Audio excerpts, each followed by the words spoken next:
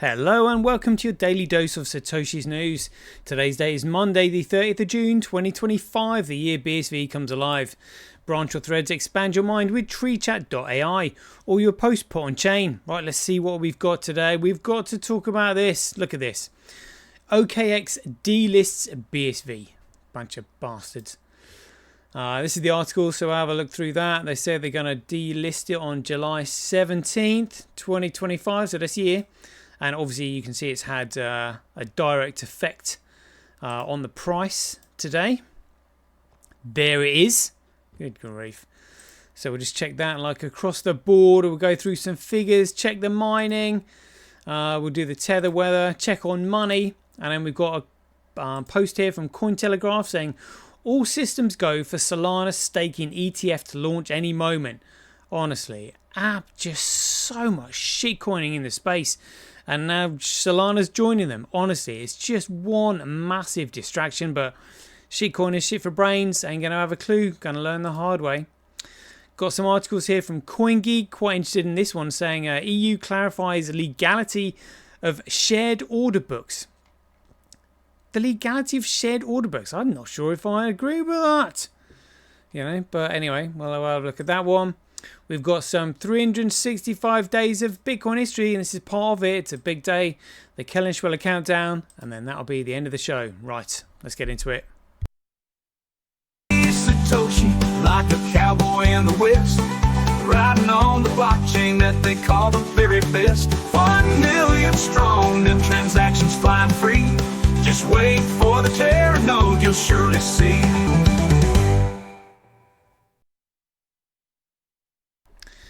Here we go. Right then, so OKX delist BSV. Good to see a few snarky comments down there. Like Ray saying, OKX, I didn't even know you listed BSV. Now I'm offended. Yeah, too right. And Timothy J. Swarner said, what's OKX? I never used it for anything. Good. Giving OKX some shit for being a shitcoin exchange now. But let's read this BS article they posted out.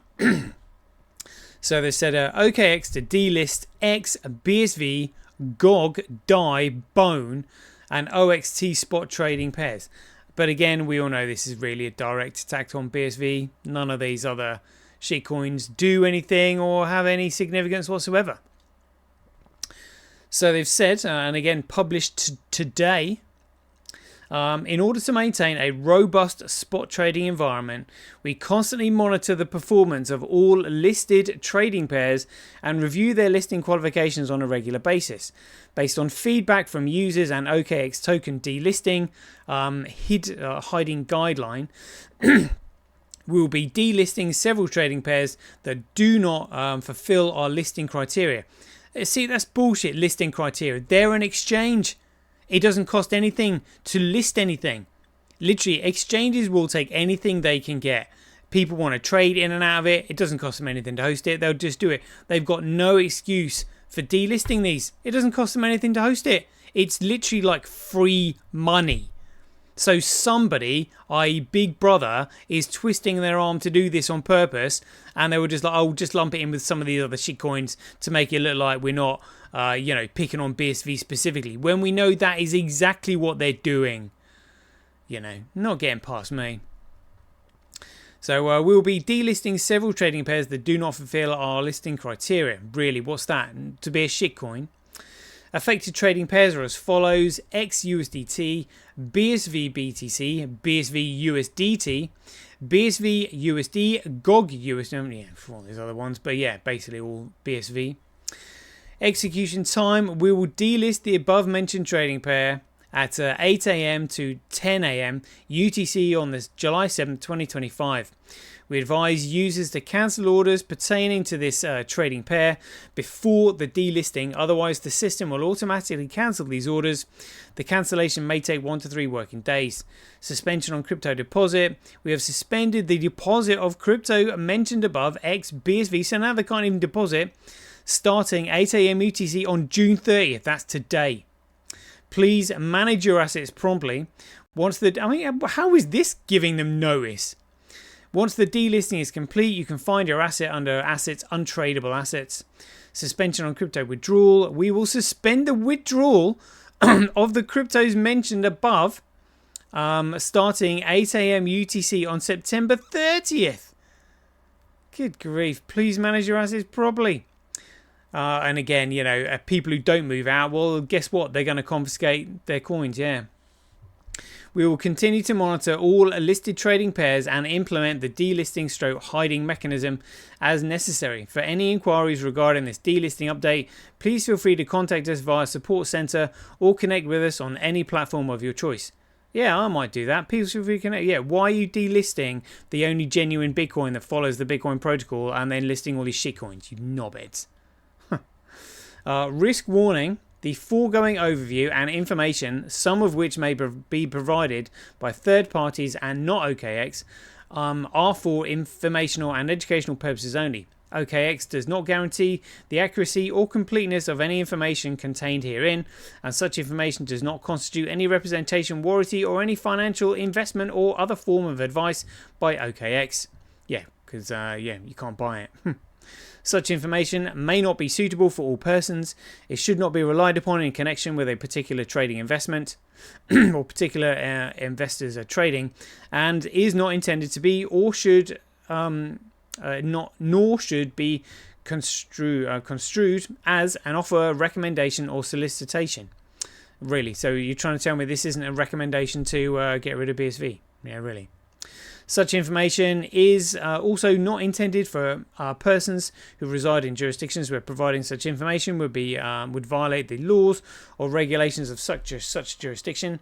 Digital assets are highly speculative and subject to high volatility, may become illiquid at any time, and these investors may lose the entire value of their investment. Before trading any digital asset, you should do your own research and evaluate your risk appetite. OKX is not responsible for any losses which you may incur from trading digital assets, really, like the one that we've just witnessed with the price going down. Please refer to our terms of service and risk compliance disclosure for more information.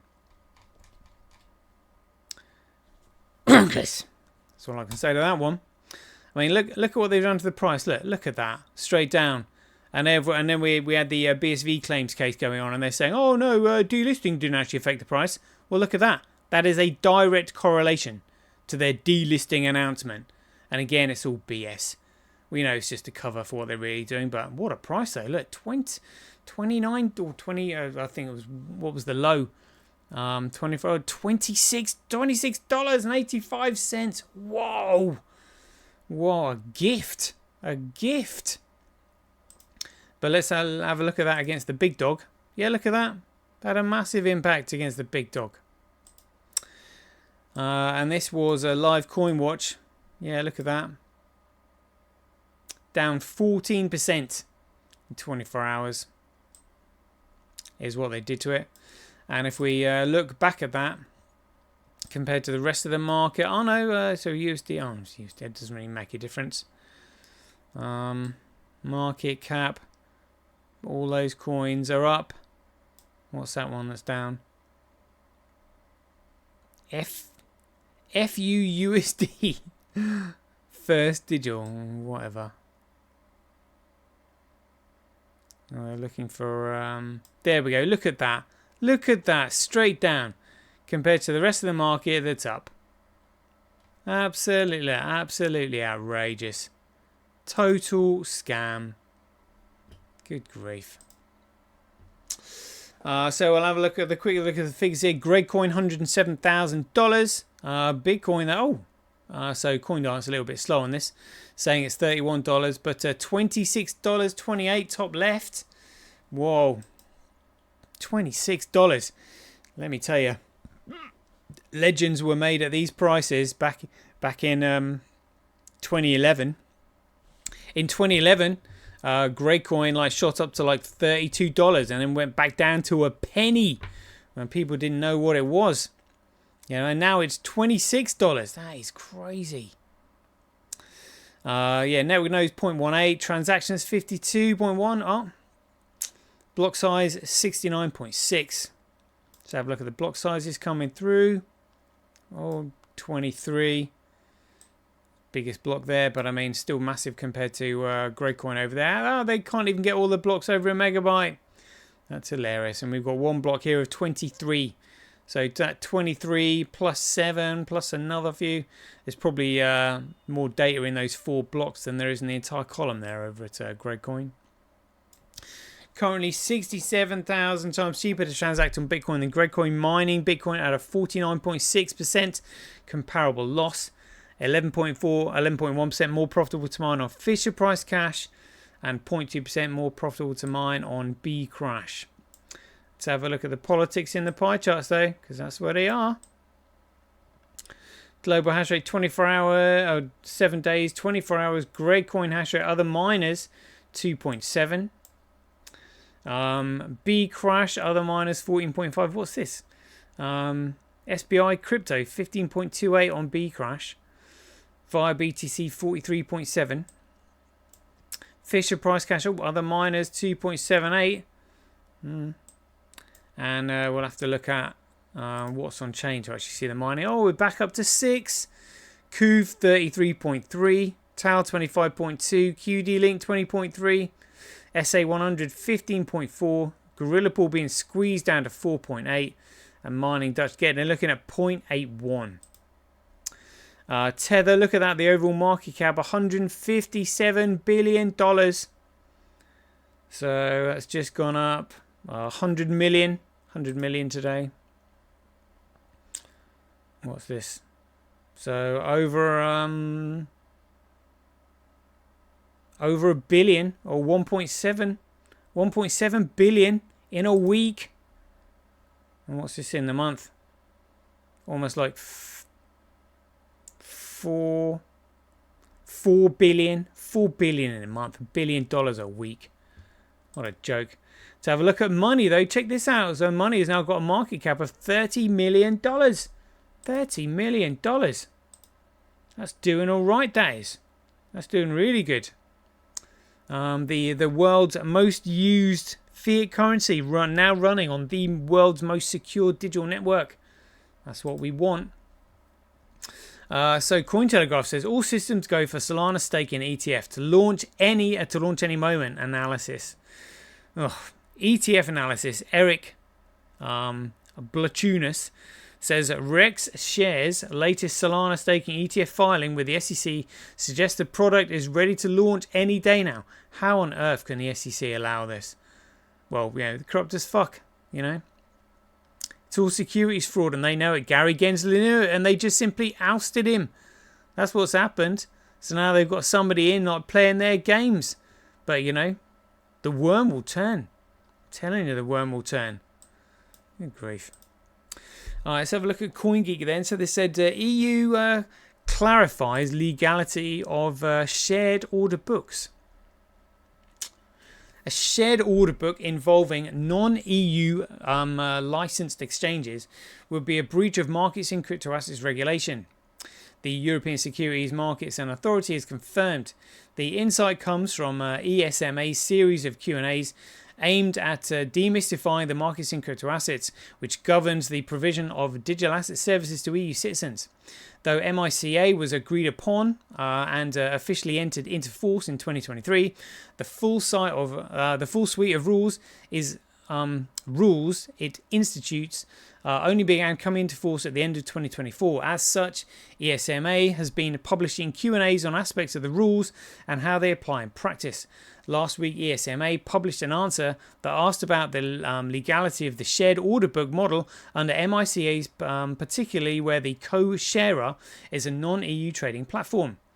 A shared order book contrasts with the typical model where each exchange keeps its own order book. If you place a bid on one exchange, you'll only be matched with a seller on that exchange, while sellers' offerings will only be available to users of the exchange they choose to list on. Under a shared order book model, orders are propagated to multiple exchanges at once. One of the specific advantages of a shared order book is increased liquidity.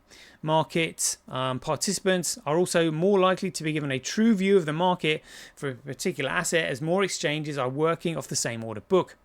So now they just need somebody to manipulate this order book. A shared order book might also be more tamper-proof and resistant to manipulation than a siloed order book may otherwise be. Answering the specific question, or whether a shared order book involving non-EU licensed entities and the SMA is clear that this would be non-compliant. Quote here, no, this model would be a breach of the authorization requirement under Article 59 of the MICA, and it would constitute the unauthorized provision of the crypto asset service of operating for of a trading platform for crypto assets in the Union by the unauthorized entities whose platforms share the order book with the EU authorized CASP. Oh, look at that. So they're already coming into problems here because it's a commodity. It has common value across the world, like the price of gold. Yeah, they can't really do this thing where they've got different exchanges like the Nasdaq and the Dow Jones, listing different securities via different companies. Yeah, because this is a commodity. So yeah, they're going to have issues all the way. But I mean, the only way they're going to get around their own bullshit rules is with corruption, which is why they are absolutely and utterly corrupt. Talking about corruption, let's go on to 365 days of Bitcoin history. It's the 30th of June today. So would you believe that on the 30th of June 1937, this is when it was first introduced in London area on the 30th of June 1937, the UK's 999 number, which is an inverted 666. It's the world's oldest emergency call telephone service. The system was introduced following a house fire in Walpole Street on the 10th of November 1935, in which 5 women were killed. However, an inverted 666, again, this stems from the Rothschilds getting control of London after the Battle of Waterloo in 1815.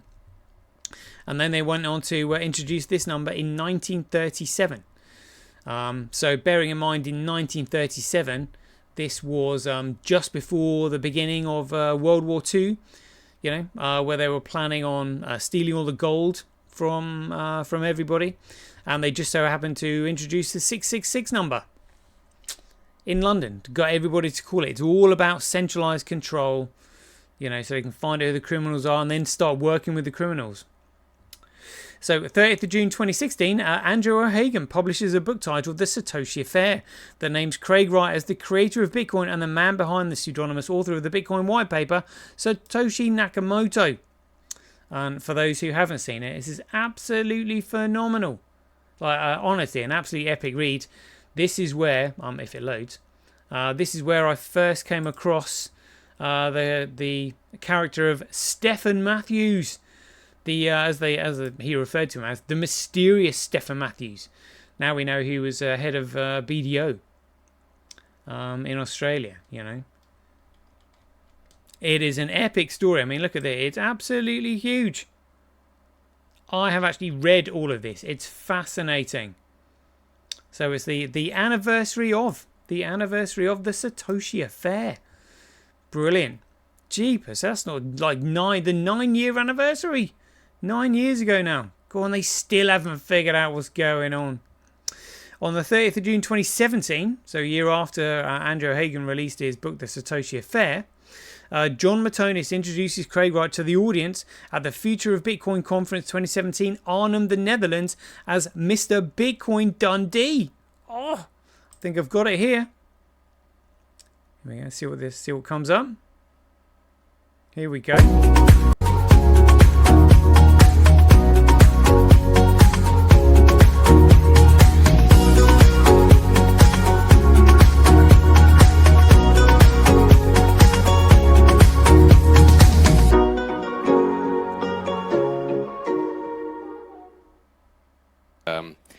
Our next speaker, John Matonis, was a huge name when I got into Bitcoin in 2013, and boy, a lot of impressive stuff. I had no idea. I'm not going to read it all to you. Wait, and is John here? Oh, right there in front. All right, John. I'll just let him have some more time. All right, John Matonis. Thank you.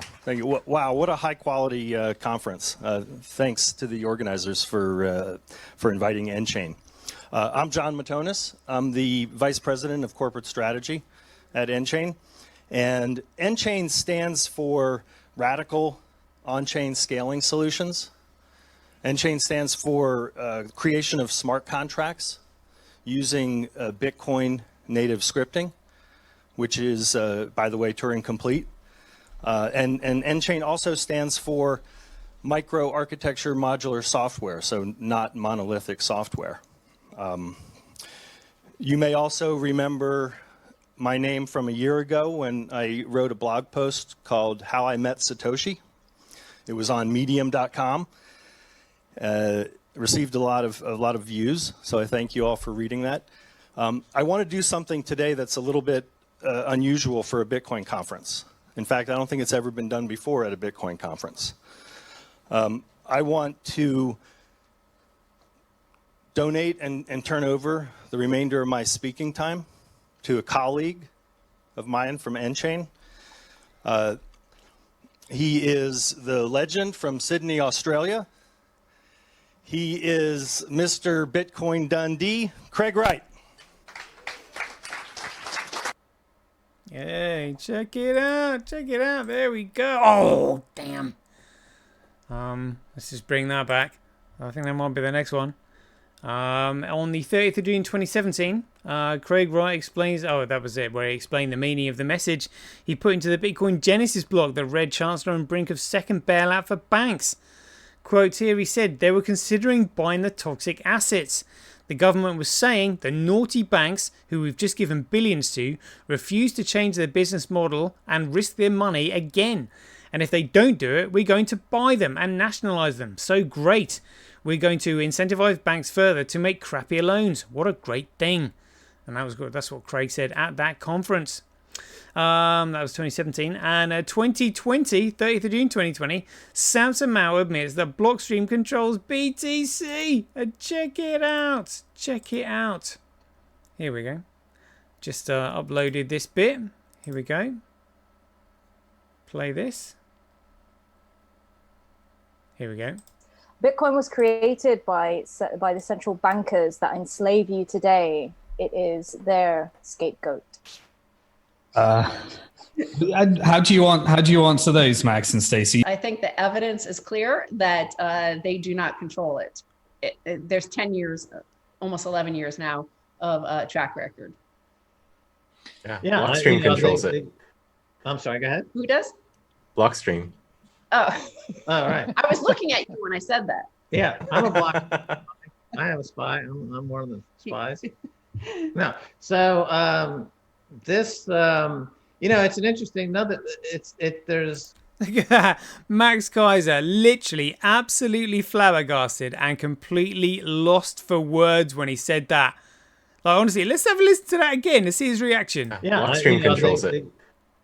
Oh, look at that pause. He's like, what the hell? Did I just hear that? Say that again?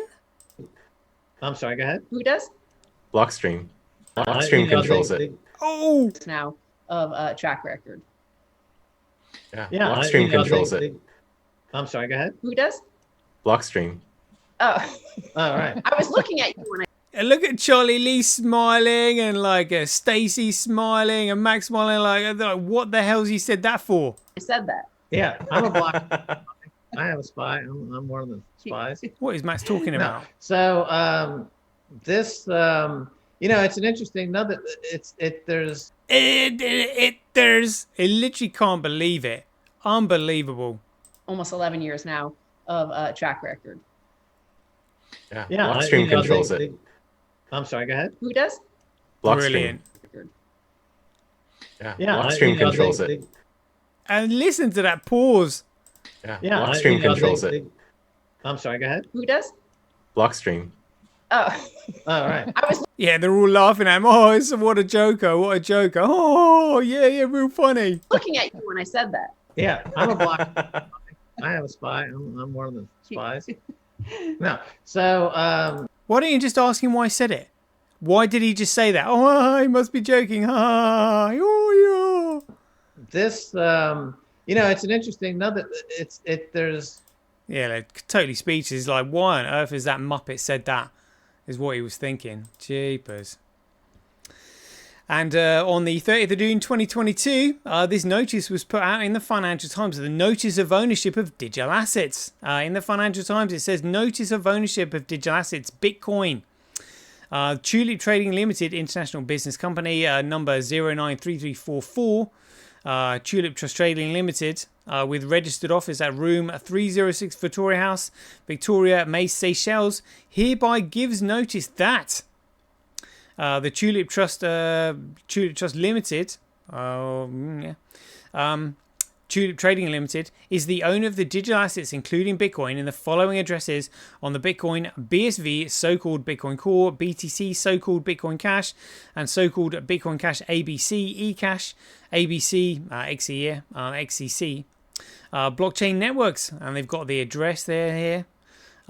Tulip Trading Limited lost control of digital assets in the addresses as a result of the private keys that were required to control and spend the digital assets being unlawfully accessed and deleted by persons unknown in the hack of computer systems belonging to Tulip Trading Limited CEO Dr. Craig Wright, which took place between the 5th and the 8th of February 2020. As such, Tulip Trading Limited is taking steps to recover control of the digital assets in the addresses. Any persons with any alleged competing claims to the assets in the addresses must, within 3 months of the date of this notice, notify Tulip Trading Limited of their competing claims. And again, I mean, this is amazing stuff. Yeah, so there we go. There's your 365 days of Bitcoin history. And here we have the Kellen Schweller countdown. We are June 30th, meaning we've got 80 days left. Very exciting. Right, there we go. That is a 26-minute show. We'll leave it there. I hope you enjoyed it. So as ever, if you enjoy these updates, please ding your donations for your appreciation to either Satoshi at Semi.com, Handcash.io, Rockwallet.me, Simply.cash, Relator.com, or Senti.ch. We'll leave it there. I hope you enjoyed it. And as ever, be aware, take care, stay safe out there, and we'll see you in the next one. 2 years ago, you got SegWit, which we lied and cheated and stealed, and I was part of the lying and cheating and stealing to get SegWit, to get Lightning, which, by the way, had critical vulnerabilities and lost people's money. The king still has one more move.